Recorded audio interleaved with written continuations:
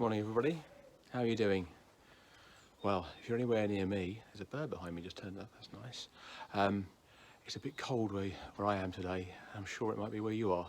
There's a bit of frost still on the ground behind me, and that won't clear until the sun gets on it in about an hour or so's time. So wrap up warm and take the advice of Vicky Gardner, which is don't put anything in the ground yet. It really is too cold and you're liable to lose stuff and waste time putting things in this time of the year than you are trying to get ahead of the game.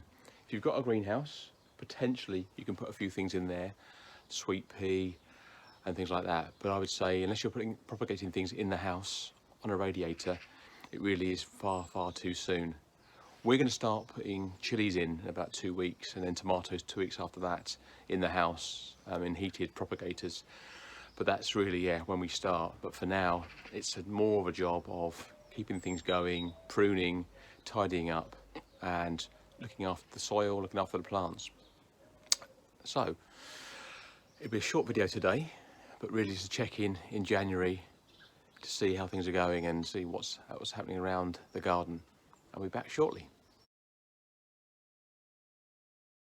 Starting in the greenhouse, you can see the sweet peas that we planted in November doing well. They're sort of plateaued now because it's cold. They're not really growing very much and they're not getting too much sunshine, but we'll probably give those another month or so, then we'll bring them outside to harden them off. We'll get used to the outside temperatures, but they're looking good. And then some of the chilies are in here on their last legs, but we're still getting some fruit off them, which is nice.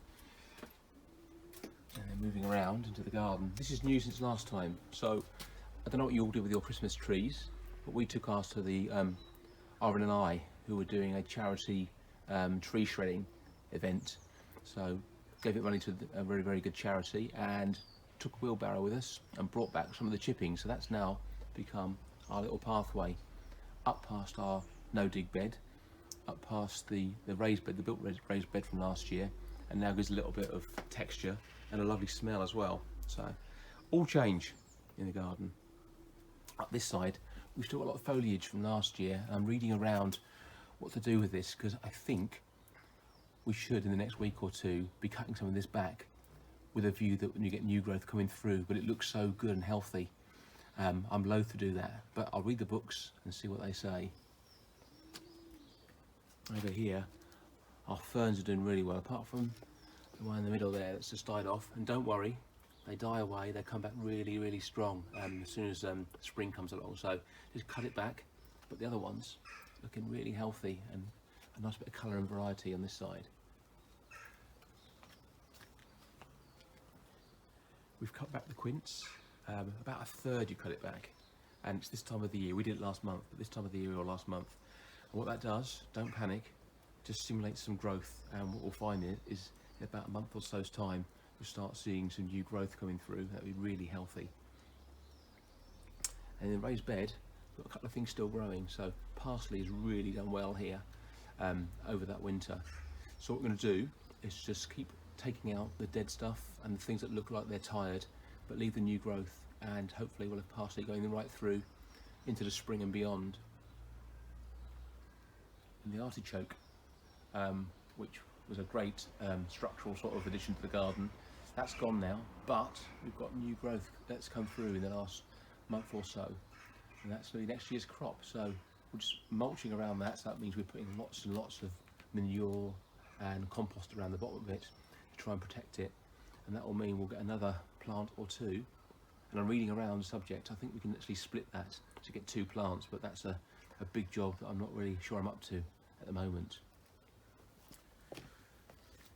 Here's our no-dig bed. You can see the frost on top of the soil at the moment, but you can also see, bit by bit, there are signs of life popping through, which is fantastic. That'd be good news. And then over here, beneath the ferns, you can see the start of our bulbs coming through. These are ones we planted in a little row on the side of the path. You can see here that we daffodils and crocuses and tulips popping up. Up the garden, not much to see here, really. Just trying to keep things tidy, keep a bit of life in here. The salvia has gone over now, but we don't prune this until around about March, April time. So I reed. So we'll leave it as it is and then cut it all back, ready to grow again through the summer. Up here, rosemary's still looking fantastic and really strong. All of our fruit trees pruned back, looking wiry, looking like there's no life in them, but mark my words, in a month or two's time you'll start seeing buds coming through. Same over this side with the fruit trees. And then up the back,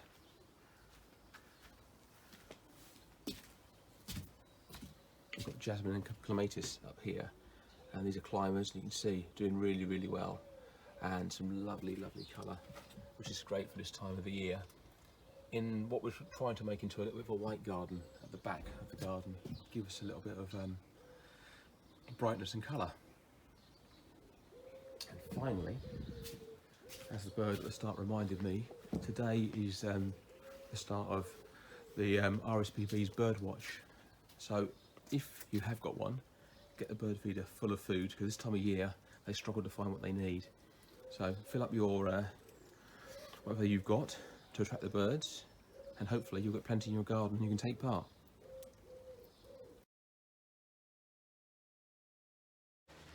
Well, that's all for this month. We're back at the end of February. We'll show you plenty more in terms of what we're planting and what's going on in the garden at that point, and there will be more, I promise you. So look after yourselves, get out in the fresh air if you can. It's a beautiful day here today, so that vitamin D needs a bit of a topping up. Get out and do what you can, but be safe and don't feel too bad if you don't do too much in the garden. Okay, that's enough for now. So keep well and see you soon. Bye bye.